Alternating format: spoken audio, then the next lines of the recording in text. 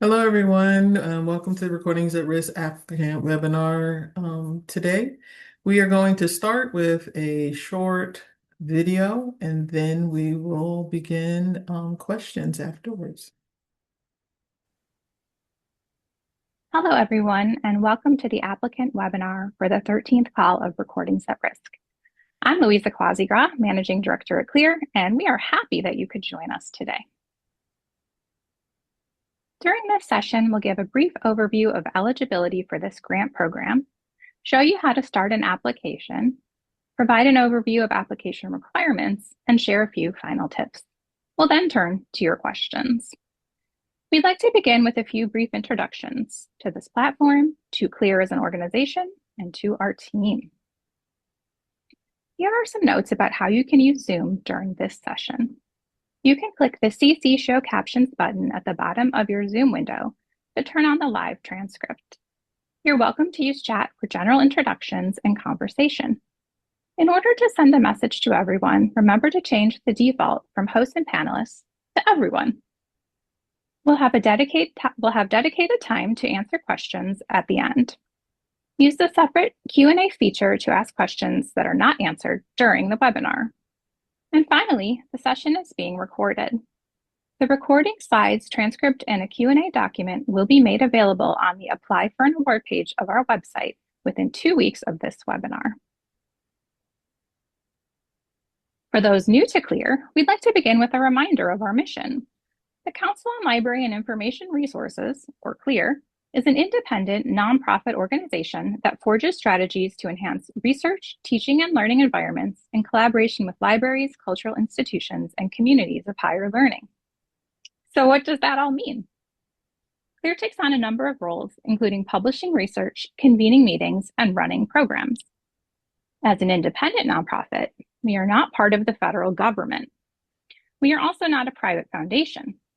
Our activities are not funded by an endowment, but rather by a combination of grants and sponsorship, which gives us the flexibility to operate our programs a bit differently than government funders or private foundations. The Recordings at Risk program is a regranting program, which means the funds for your projects were awarded as part of a grant to CLIR from the Mellon Foundation. CLIR reapplies periodically to Mellon for funds to operate Recordings at Risk program and award new grants. CLIR's work is accomplished by a relatively small staff of about 20 geographically distributed individuals with the greatest concentration living in the DC area. Today's webinar is led by the grants team, which administers CLIR's active regranting programs, offering support for the entire grant cycle from application to final report.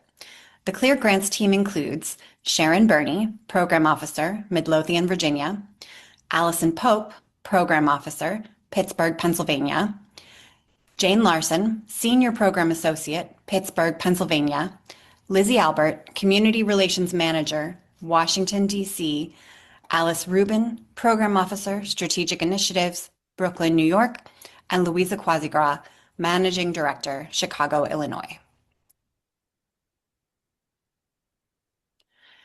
Our team would like to center today's conversation by acknowledging that, as residents of the United States, we are speaking to you from unceded land of many Indigenous peoples.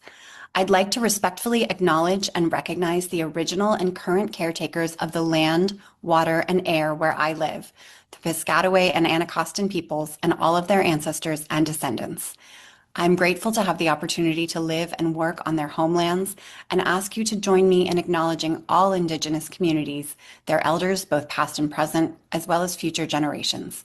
May this acknowledgement remind us of our shared commitment to beginning the process of working to dismantle the ongoing legacies of settler colonialism. If you haven't done so already, we'd love for you to introduce yourselves in the chat and share a land acknowledgement for the area where you live, if you'd like. For more than 20 years, CLIR has partnered with organizations to help raise awareness about the legal and practical threats to audio and audiovisual content. We supported the creation of the Library of Congress National Recording Preservation Plan in 2012 and gained valuable experience in regranting through our flagship cataloging and digitizing hidden special collections and archives programs. In 2015, we collaborated on the ARSC Guide to Audio Preservation, which is a practical introduction to caring for and preserving audio collections and is available as a free PDF download on our website.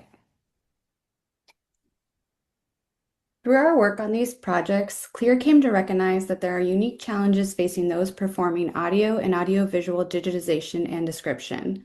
The first and biggest of these is that much AV content is at high risk of being lost due to physical degradation and changing environmental conditions. As materials disappear, cultural history does too. A second major challenge is that specialized training is often necessary to address description, storage, and maintenance needs for these materials, which staff may not possess. Third, storage costs post-digitization can be prohibitive. Organizations may not have the existing digital infrastructure to store and maintain preservation copies, production copies, and access copies of the materials. And a final challenge that CLIR recognized was the often tricky intellectual property situation surrounding AV content. All of the projects that have been funded through Recordings at Risk have had to work through some, if not all, of these challenges. Through the program, CLIR aims to help organizations identify priorities for digital reformatting, build relationships with partners, raise awareness of best practices, and develop practical strategies for addressing all of them. To date, CLIR has completed 12 award cycles for RAR, funding a total of 211 projects involving more than 178 unique institutions and awarding roughly $6.8 million. In light of the many challenges unique to AV collections, the Recordings at Risk program was developed with 4 primary assessment criteria: impact, urgency, potential for preservation, and approach to access. The emphasis for Recordings at Risk is grounded in the need for preservation through digitization and the recognition that materials will have varying levels of appropriate access given legal and ethical concerns. Recordings at Risk awards are smaller with shorter timelines and have a very narrow focus on the activities directly related to digitization work. We'll now move into the eligibility requirements for the program and the resources available to applicants. We have provided all the information applicants should need on the Recordings at Risk program pages, in particular the program's homepage and the Apply for an Award page. We'll share these links throughout the presentation and also point to specific resources available. We'll start with eligibility. To be considered for funding, you must be a U.S. or Canadian nonprofit, academic, research, or cultural heritage organization.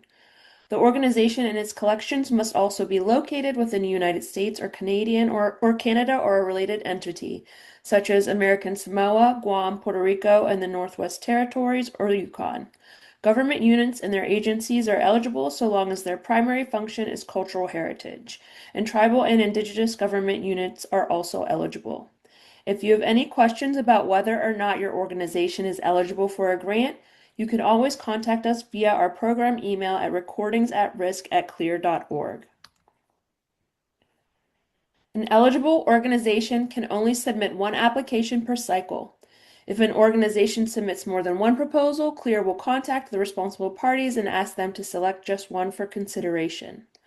A common question we receive concerns different campuses of a single academic entity.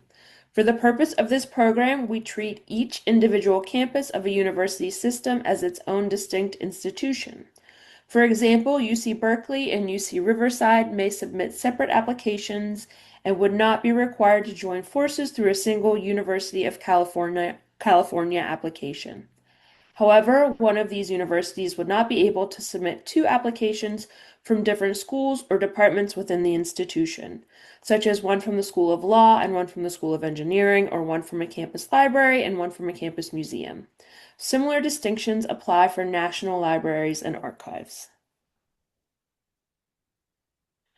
Recordings at Risk does not have an official list of allowed formats. We welcome applications as long as the format is analog audio and or visual, is time-based in nature, so no still photographs or slides, and you can find a qualified external service provider or vendor that can perform digital reformatting in an appropriate way for the format and condition of the physical materials. It is important to note that the program was designed with analog to digital reformatting projects in mind. While board digital AV content is no less important and is surely at risk, it is not the focus of this particular program at this moment. There are, of course, a few formats that blur the lines when it comes to the analog-digital distinction, such as digital audio tape or DATs. This particular format, for instance, is eligible and certainly at risk. Files on a hard drive, however, are not eligible. Don't hesitate to reach out to us to double-check the eligibility of a specific format. Our timeline for Cycle 13 began on November 3rd, 2025, when the call for proposals opened. Proposals are due on February 24th, 2026. Recipients will be announced in early August 2026. We will always notify applicants individually before the public announcement is made. All projects must last between 3 and 12 months. For Cycle 13, all project work should take place between September 1st, 2026 and August 31st, 2027. There is another cycle set to open in late 2027. We encourage you to sign up for our grants and programs newsletter for upcoming cycle announcements. The Apply for an Award page has a wealth of information to assist your grant writing process. Of particular note are the template budget documents, the frequently asked questions, and a number of sample applications that may help inspire your proposal. We are regularly reviewing the resources we provide and often update these in response to common questions or issues we see. Perhaps the most important resource on this page is the application guidelines and template. This is a single document providing step-by-step application instructions, explanation, and space for drafting responses. You can access it by clicking the View Guidelines at the top of the page. We've shared a screenshot of the first page of that document. The guidelines and template can be thought of as a handbook for the application, identifying how the questions will be asked in the online application system and providing additional explanation, instructions, and the underlying rationale for various components of the proposal. Some of what is covered in the guidelines will be mentioned here in the webinar and on the application form itself, but always reference the guidelines for a more comprehensive explanation of the application questions and requirements.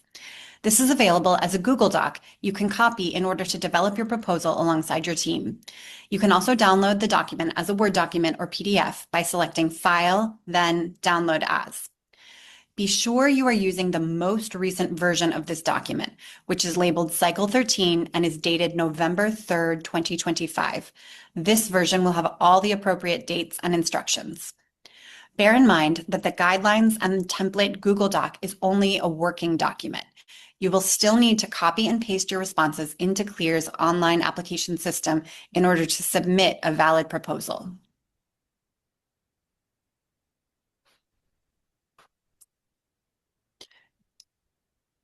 There are two other resources on the Apply for an Award page that we want to highlight. The first is the Digitizing Special Formats Wiki, a project co-hosted by our colleagues in the Digital Library Federation, DLF, program. This resource may be of particular use to anyone new to digitization projects and includes links to planning resources, workflow documentation, and even a list of digitization service providers.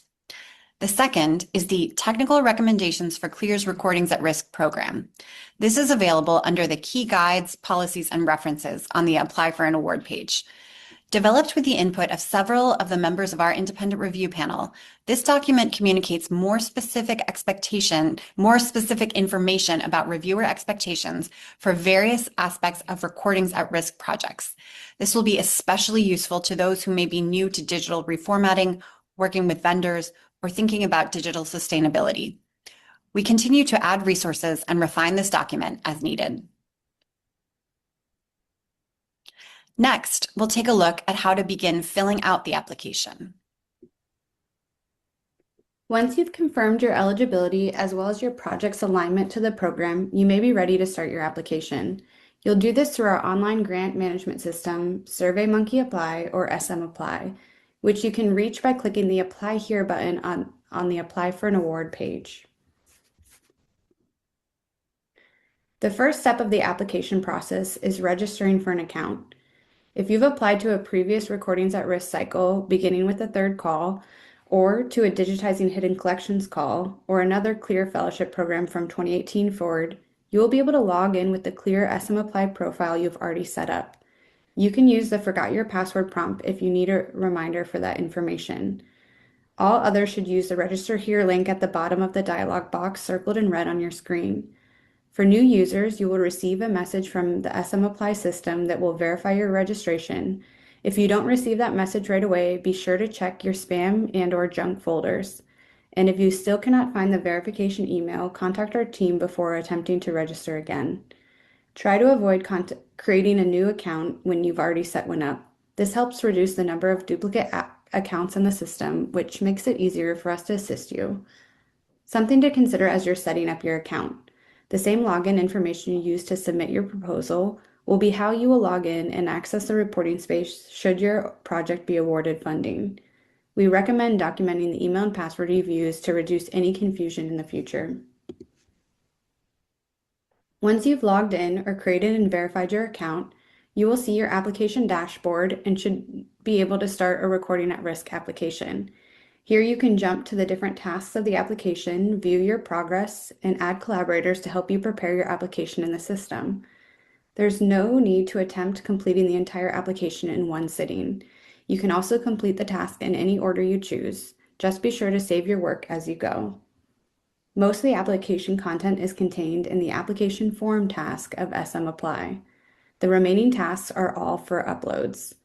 When referencing the guidelines and template, you'll notice cross-referencing to actions that require an upload.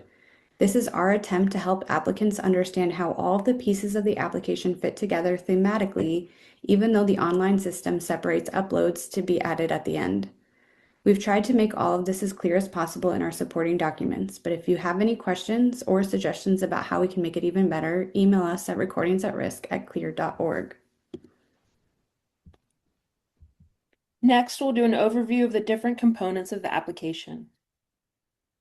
The application is composed of 9 sections listed here.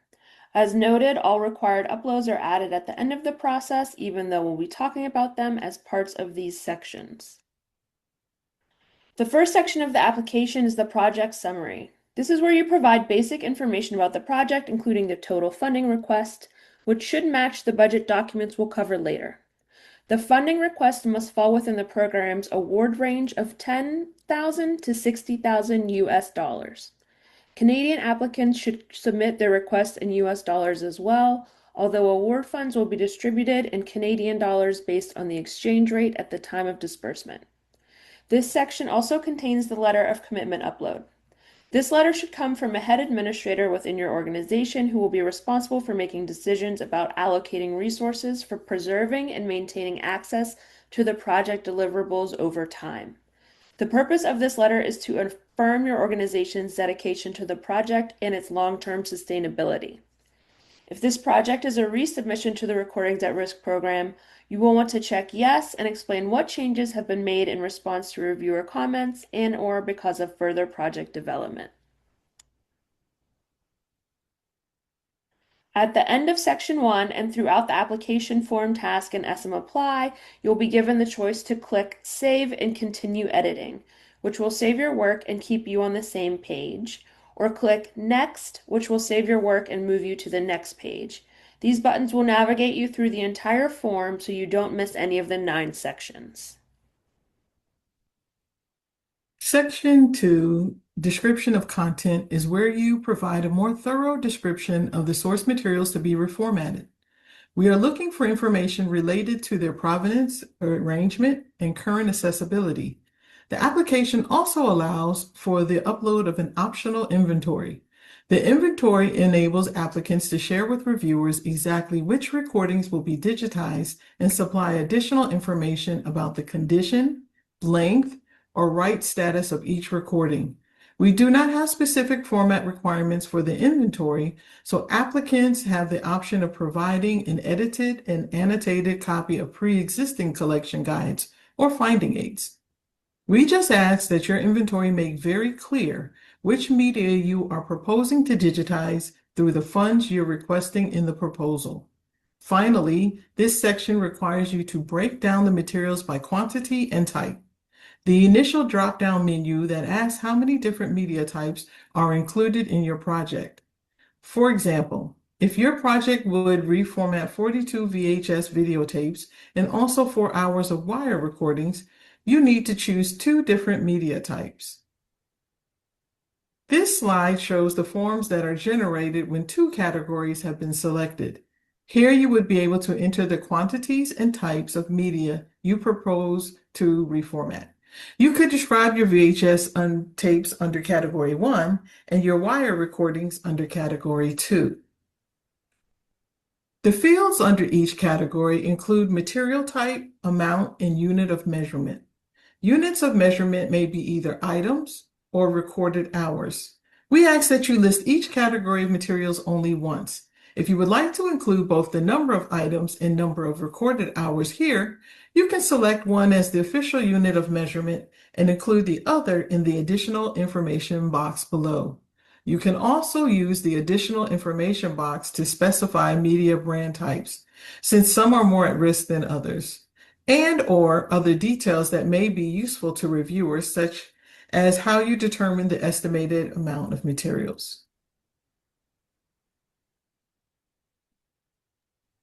Section 3 concerns public impact.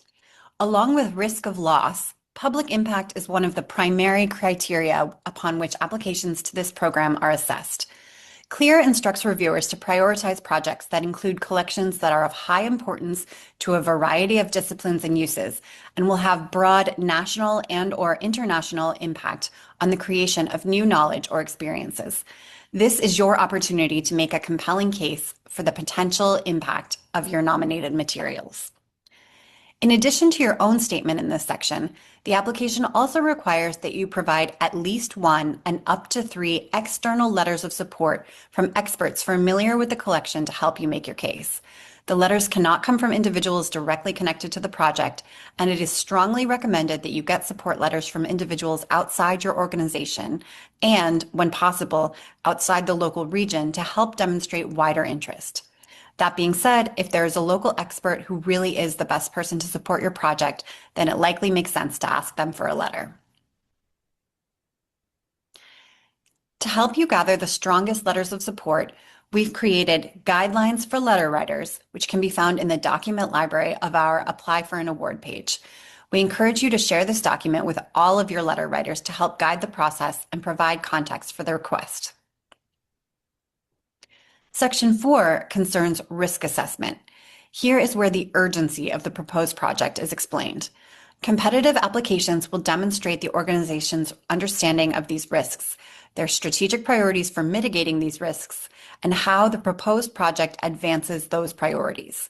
Note that if your materials are in good condition, you aren't necessarily going to be looked at unfavorably by reviewers.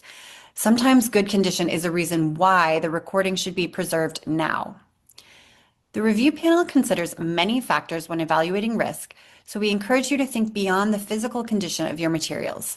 Though things like age and evidence of decay are important, also take note of environmental factors affecting your geographic region, age or health of the originator of the content, and/or access to native speakers of endangered languages.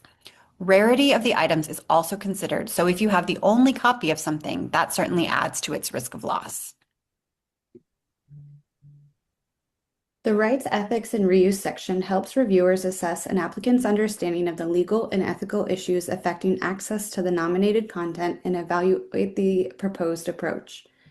We require you to dedicate all metadata to the public domain under a Creative Commons waiver and to avoid imposing additional access restrictions on the reformatted recordings than what may already be in place for the source recordings.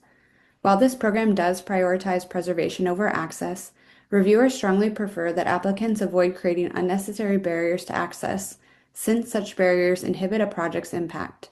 Access restrictions are allowable when well justified due to legal and/or ethical concerns. Such restrictions will not necessarily disadvantage you in the competition and may even be viewed favorably by the review panel. This includes restricting access to recordings that include personally identifiable information or culturally sensitive material. The project design section describes how the project would work in practice and consists of the components listed here. Design a project plan with timeline that identifies all the major activities taken during each phase of your project, including the parties responsible and the deliverables. Develop a technical approach that provides information related to preservation, reformatting specs, metadata schema, and so on. Present a thoughtful digital preservation plan which describes the processes and parties responsible for preserving the files created during the project and how preservation activities will be managed over time. Consider the creation of multiple copies of files, scheduled fixity checks, periodic migration of data to new storage media, and any metadata creation that enables these activities. Finally, provide a list of all envisioned project deliverables and how they will be made available to users. You'll also list conditions and terms that limit their availability. All of these elements are discussed at greater length in the application guidelines. In this section and throughout the application, be mindful of all page limit requirements. Documents that exceed page limits will be truncated before being passed along to the reviewers.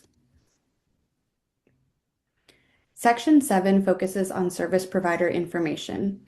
Because the goal of this program is to help institutions without in-house capacity or expertise get started with preservation reformatting of their audio and audiovisual collections, all recordings at risk applicants must propose projects that name a qualified external service provider who will provide reformatting services. In-house digitization is not allowed, and proposals to reformat recordings at your own institution will disqualify your application. The most frequent question we receive about this is from academic institutions who'd like to use an on-campus digitization services that may be run through a different department. This would be considered in-house digitization. In addition to covering the basic information on your selected service provider or providers, you will be asked to submit a rationale for service provider selection. Here you will demonstrate that you've chosen a service provider or providers that perform technically competent and cost-effective digitization appropriate for the specific materials you are nominating. You may reference the service provider proposals, but make sure that you clearly explain your decision-making process. Generally, our review panelists expect to see more than simply saying, "We've worked with this vendor before." Our recipients also encourage all of you to look outside your usual vendors because you may find another service provider more suited to your particular project. Be sure to demonstrate to reviewers that you've done your research and that the services to be provided are right for your specific materials and your organization's needs. Should your organization prohibit the selection of a service provider until after grant funds are awarded, you must still make a tentative selection for this proposal in order to support the figures included in your project budget. The guidelines and template provide more detail, and CLIR staff is available to answer any questions at recordingsatrisk@clir.org. While we are unable to recommend specific qualified service providers, we do have a few tips to help you in this process. Consider reaching out to colleagues for recommendations. Check to see which service providers partnered with organizations on similar grant projects. Explore resources provided by industry organizations like the Association of Moving Image Archivists, AMIA, or the Association for Recorded Sound Collections, ARSC, that often publish lists of digitization service providers who meet their professional standards. Also, the DLF's Digitizing Special Formats Wiki has a list of companies and organizations who have volunteered their information to the page. You will still need to do your homework when it comes to assessing proposals from service providers. Another resource that may be helpful to you is the Effective Outsourcing with Audiovisual Digitization Service Providers webinar, also hosted by our colleagues at DLF and available on their wiki. We also encourage you to consult our guidelines for grants involving consultants or subcontractors for guidance on bidding, selection, and budgeting when working with an external service provider. Our technical recommendations for CLIR's Recordings at Risk program also includes a section on soliciting and evaluating bids. Both documents are available on our Apply for an Award page. Section 8 is about funding, which relates directly to the service provider section since the primary expense for most projects will be the cost of digital reformatting. There are 3 budget documents that need to be uploaded. The first is the budget narrative, which has no page limits and serves to explain to the review panel what you are spending and why. You are required to use the budget narrative template, which is available on the Apply for an Award page, and the application guidelines provide guidance to help you build this narrative. You should explain all line items that appear in your budget, discuss how your organization will manage your project, and why you are seeking external funding for this project. The budget detail also must be submitted on the budget detail form, which is a macros-enabled Excel template provided by CLIR. You can hover over any red numbers on the sheet to access additional instructions, as well as review the Instructions tab for more detail. The third budget document is the Service Provider Proposal. This is simply a PDF upload of the proposal or proposals that you have selected. Quotes from additional service providers that you did not ultimately select can be added as appendices. All allowable costs within the request, which includes any costs from your service provider, should be directly related to preservation reformatting of nominated materials and may include costs charged by a service provider related to stabilizing media for the purposes of preservation reformatting, conducting preservation reformatting, or basic metadata creation, shipping of materials to the service provider, and insurance for materials during shipping and handling by said service provider. In addition to the expenses directly related to the preservation through digital reformatting of at-risk materials, this program allows for some additional yet still connected activities. All such additional costs must be specifically and strongly justified throughout the proposal, and especially in the budget narrative. We have made these adjustments in response to frequent requests to consider allowing requests for these kinds of services and materials. Note in particular that automated captioning, some basic transcription work, and the purchase of digital storage media or rehousing supplies are allowable. At the same time, it is vital to keep in mind that the purpose of the Recordings at Risk program is to support preservation, reformatting, and not enhance access. To remain competitive, applicants are advised that costs other than vendor-approved provided digitization services, shipping, and insurance should total no more than 50% of the total request. Reviewers will, at their discretion, decide which applicants might need more additional support of these kinds than others, due to the apparent limitations of the applicant's organization's capacity to fund this work through other means. CLIR and its review panel expect to see fair compensation for any labor funded through this program. All funds requested as part of your award should be shown on the corresponding budget detail and described in the budget narrative. The total of both uploads should match one another and the award request in the project summary. Canadian applicants should complete both uploads in US dollars and indicate their exchange rate used for their estimates in their budget narrative. Conversely, there are a handful of disallowed costs. I'll just point out a few that are particularly relevant. Indirect costs are disallowed by all CLIR grants programs as are any miscellaneous costs. Electronic equipment other than dedicated digital storage media. Software licenses and services are unfortunately something that we can't cover, including digital storage services.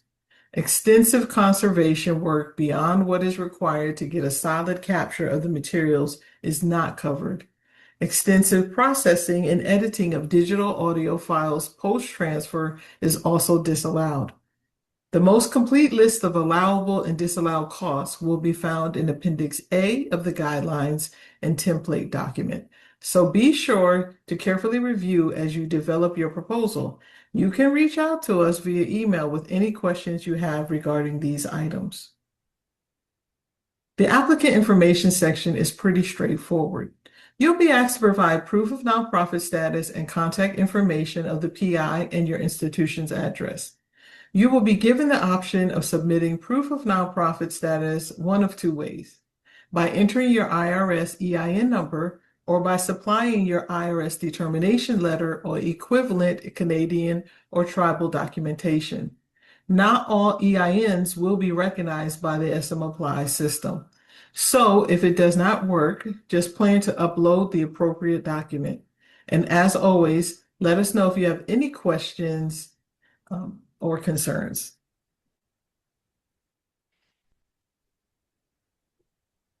The final component of the application is an optional additional information section where you can upload appendices. Keep in mind that you should use this judiciously and only include additional information that clearly and directly supports your main proposal. Reviewers will prioritize the main application form and required components and will be unlikely to do more than skim additional documents that are especially lengthy or tangential to the proposal. It can be helpful to highlight particular points or details you want reviewers to notice, rather than expecting them to wade through 100-page finding aids or pages of photographs of very similar looking items. You want these supporting documents to build reviewers' excitement about your project, rather than to frustrate or confuse them. Allowable uploads are listed in the guidelines and include summary documentation of collection assessments, accession documentation, donor agreements. This is handy to reference when discussing rights issues. Photographs of the nominated materials to show their physical condition. These are especially helpful to prove the at-riskness of your items. Audio/video samples relevant to the nominated materials. These can help make the case for impact. Sample metadata records or even mock-ups of how records will appear to users online. These can help illustrate the technical plan and how access will be provided to deliverables. As mentioned earlier, extra service provider proposals can be added here as well.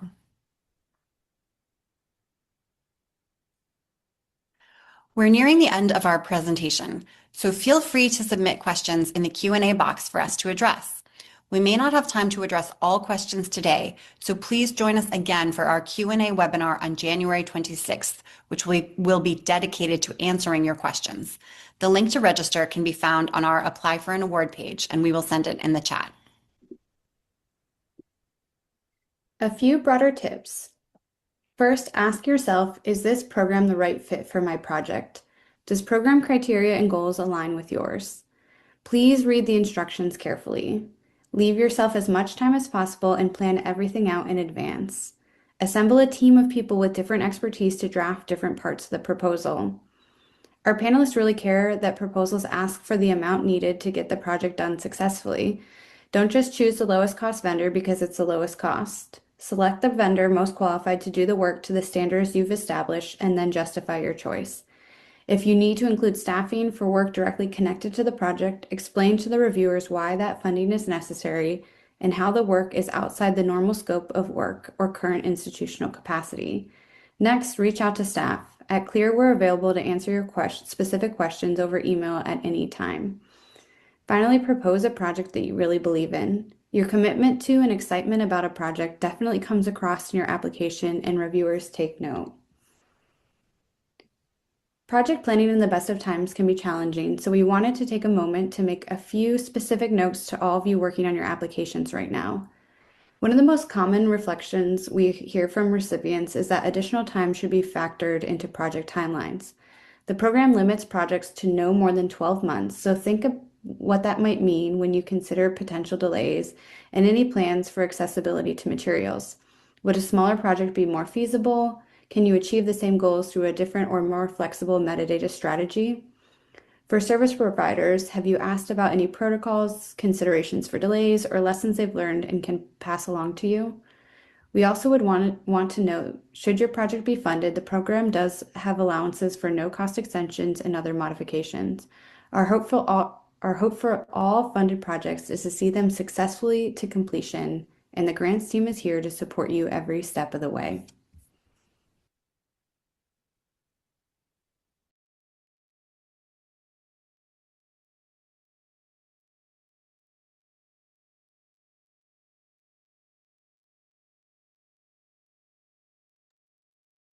So we're going to get into questions right now. If we run out of time to answer all of your questions today, we'll be sure to provide written answers in the Q&A doc that will be posted alongside the recording.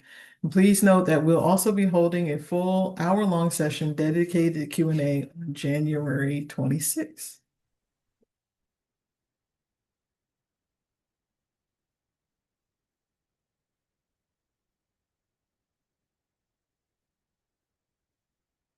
Do do do. I'll I'll start. How can we find digitizing vendors that were used for selected projects from previous years? We don't necessarily list the vendors for previous projects, but we do have all of our previous funded projects listed on our website. So you can see the project summaries for all those projects. Some of them may list their vendor, but you can also identify projects that may be similar to yours, particularly in terms of format. And you can reach out to those institutions to ask who they used. I had my chairman of the board write a letter of commitment, but now I'm thinking that I, as the director of the foundation and the one who will have hands on this project, should write the letter of commitment. What do you suggest? It would be fine for you, to write a letter of recommendation for the project. The director sometimes does it. Sometimes we have deans um, write letters of recommendations. It depends on your project and what seems more feasible for you. But yeah, I suggest that.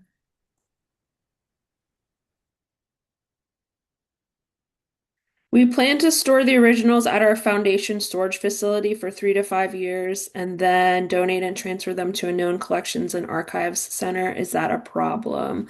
I don't see why it would be. We do not really dictate what happens with the materials other than the files created through the digitization project. Um, so we expect long-term sustainability and accessibility for the digital files, but we don't really prescribe what you do with your physical materials. Can you speak generally about how CLIR views the challenges around making mid-20th century audio recordings publicly accessible given rights issues? As we stated in the presentation, every application will have 3 reviewers and an IP reviewer that looks over their application. As far as the rights, ethics, and reuse, it also depends on what type of materials you are nominating for digitization. We do want you to have an understanding of the rights, ethics, and review issues that may surround your collections if there's some issue with making the metadata publicly available. And we understand that in certain instances, you may not be able to make some of those publicly available due to ethical concerns, etc. That is fine as long as you can explain that clearly. What the IP reviewers want to know is that you have a general understanding of what the issues are, how you plan to address those issues, and sometimes that may include a cease and a takedown, a policy. Sometimes it may require you to upload additional donor agreements that may be applicable to your project in the additional uploads list. UC Berkeley is a large institution. How can I know if another unit within the university is applying? We can't really answer that for you because that is a matter of your organization's internal processes and communication. I don't know if you guys have like a central grant office that can operate as a clearinghouse, but on our part, if we receive multiple applications from the same organization, we contact the PIs and come to an agreement on which will be withdrawn. If we worked with a vendor before, do we need or should we include quotes from different vendors? Um, Sometimes it's difficult to answer because every project is very specific based on the type of nominated materials, where your geographic location is, etc. But if you work with a vendor before and you want to work with them again, you still should substantiate why you want to work with this vendor and why it's good for this particular collection that you're nominating. it wouldn't hurt to get a second vendor quote to add to your application so that the reviewers know that can see why you chose your selected vendor more carefully or clearly. Yeah. Don't have to, but you can. Our service provider has already been digitizing our reel-to-reel tapes on a volunteer basis, but can no longer afford to do it for free. Is it okay to now ask for funds to pay him for the remainder of the project? Um, yes, we don't really.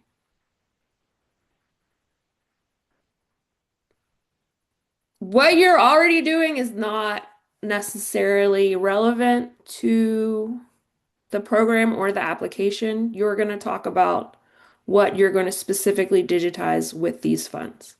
And yes, if you already have a relationship with a service provider and you want to continue using them, you can provide them their information as your chosen provider and their given quote.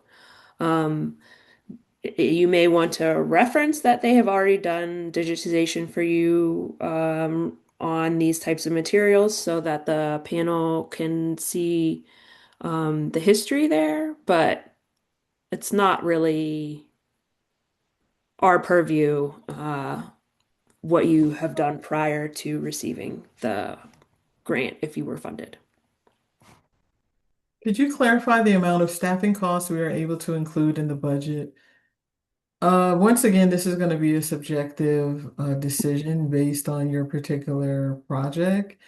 We do require for this program for most of the funds to be dedicated to the digitization process. You can include some funds for staffing that will help with preparation of the collection to be sent off for digitization, for ingest, for metadata, and whatever else you need to prepare the materials prior to and after digitization process.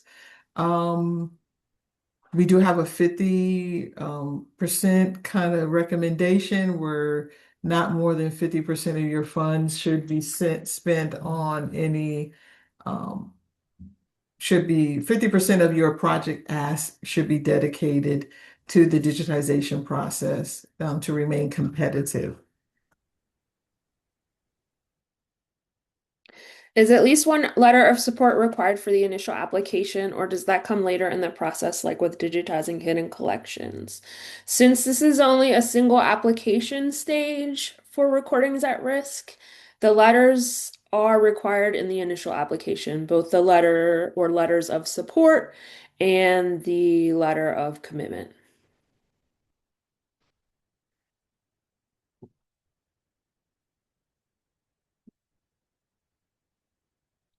I was Uh, sorry, I was muted.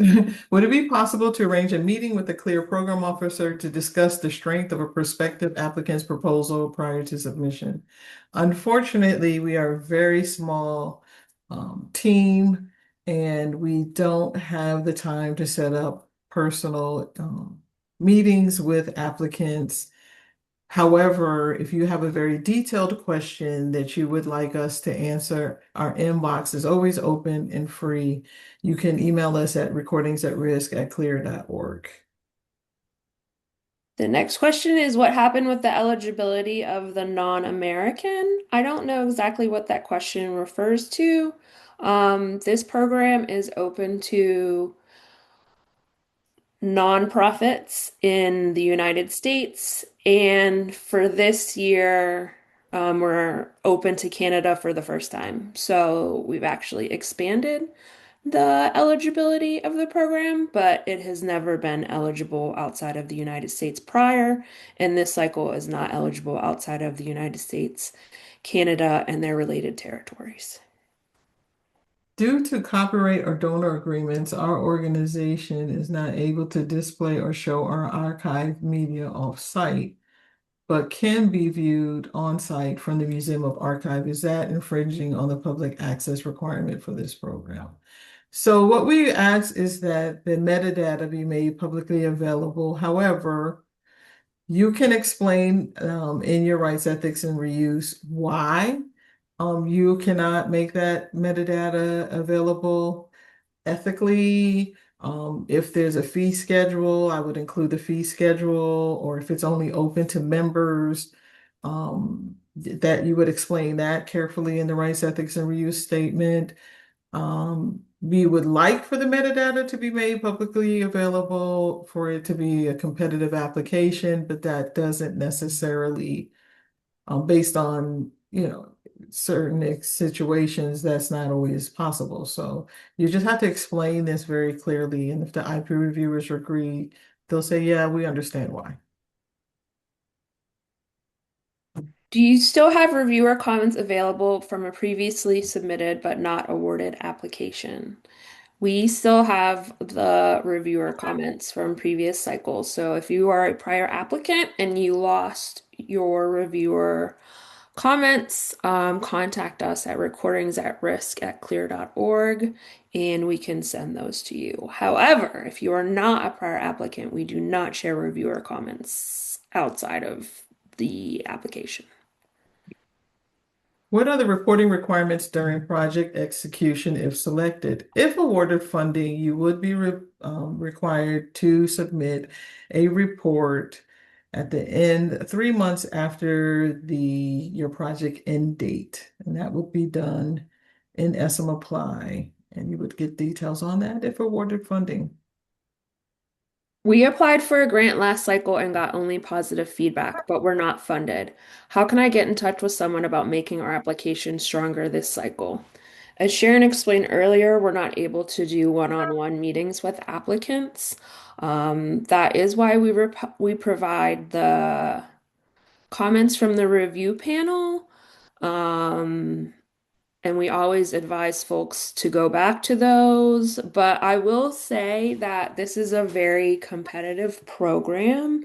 We have a sizable number of applications every year, and there are very strong proposals that are not funded the first time. And sometimes people take that as a sign that they have done something wrong, and it's really sometimes just a sign of the strength of the pool and the makeup of the pool, because we do look for geographic diversity, institutional diversity, etc. So if you got positive feedback and you can build on that feedback, that's great. And don't take it to mean that secretly you had a bad proposal. Yeah. When improving or providing preservation plans such as fixity checking for reformatted media, how much information is relevant? Is a digital preservation workflow in the appendices too much or just enough information? So you will have, it's 2 pages, that's correct. Alyson, still 2 pages for the preservation plan? I think so. Don't quote me on Yeah, yeah, that. yeah. I think it's two It might be longer pages than are that. decided. Most people uh, will include what they plan to do during what periods of the, however you want to break your project up in quarters, or you might want to break it up in half. That's up to you. It depends on your materials once again, because, but it's letting us know we'll be doing this during this phase, during that phase, this will be happening, and we'll be checking this when it returns back from the digitization vendor, or the digitization vendor may include some of that information in his quote, which is hopefully what happens for a lot of you. And anything that you think is very relevant that the reviewers is not clear in your upload, because we will truncate anything over the allowable amount of pages in that section. Yes, of course, add it to your appendices. Um, I'm going to take the next two because they're very easy. Will this recording be available after today? Yes, we'll have it up on the apply for an award page. Usually it takes us about a week to do that. Um, is there a match funding requirement for this grant program? No, there is not. Those were If easy. digit if digitization estimates exceed 60,000, may we simply state that our institution will fund any cost over 60,000, or must we limit this proposal to the 60,000 amount? No, you can in your budget narrative, they will ask you those questions about cost share. And then you can say, we understand that this vendor quote goes over the 60,000 and our institution is willing and able to will cover anything over 60,000. Put that in your budget narrative. And only ask for the 60,000 max on your project ask.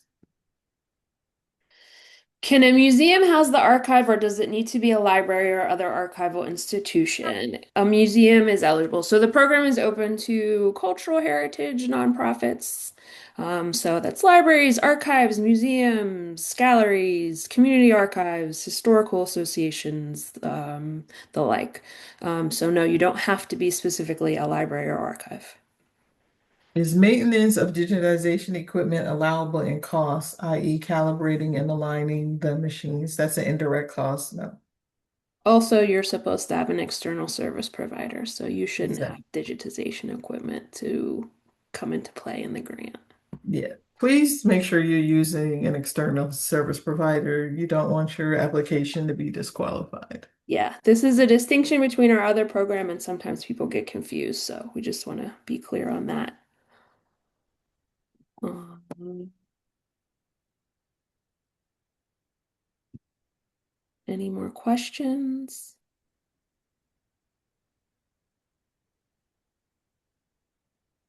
These are really great questions. Well, going once. Oh, here we go. When CLIR emphasizes recordings that support national and international interests, do you have any advice around submitting recordings representing groups currently targeted in national politics or policies? So this program is very different from our AUV program. It is not subject specific. This is format specific program. So what's really what we want to talk about when we talk about your nominated materials should we're talking about public impact of it. It doesn't have to represent currently targeted national politics. If the materials do happen to, then you would talk about the significance of that. But other than that, I would say I would concentrate more on the rarity of the formats and the risk that's being lost if you do not digitize these things. And then if that just happens to be that, then you can speak about that significant, but it's not a requirement for this program.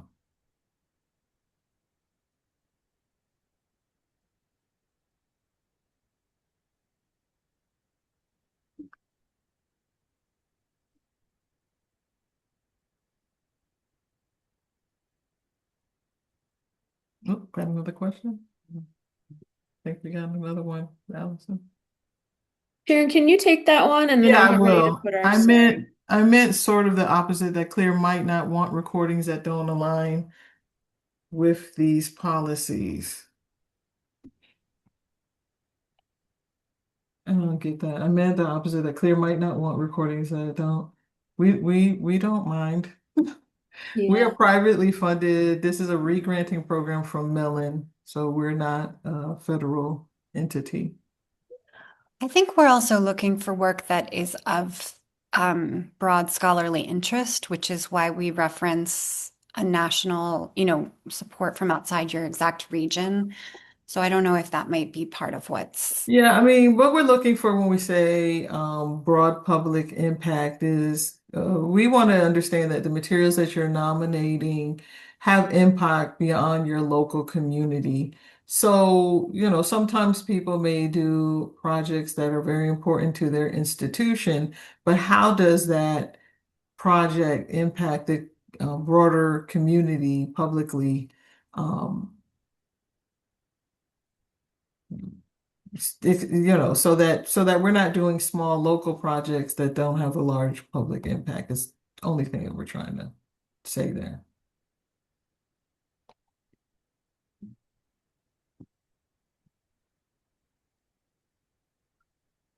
I just want to note that I dropped a link to the guidelines. I think earlier in the presentation, we maybe dropped a link to an earlier guidelines. So we just dropped a link again to the cycle 13 guidelines in the chat. Also, we want to note that in the video presentation, we said that the next cycle applications wouldn't open up to 2027, and that would be 2020, late 2026. Since we are at time, I just want to thank everyone for joining us today to learn about recordings at risk. Within the next week or two, we'll have all the slides, transcript, written answers to today's questions, and recording from the session posted to the Apply for an Award page. If you have additional questions, you can reach out to our CLIR grants team at recordingsatrisk@clir.org. And we ask if you can please complete the survey regarding today's applicant webinar so we can continue to ensure a successful experience for everyone. Don't forget that your applications are due February 24th, 2026. And thanks to all of you for your interest in the program and for attending our session today. Have a great afternoon and happy grant writing.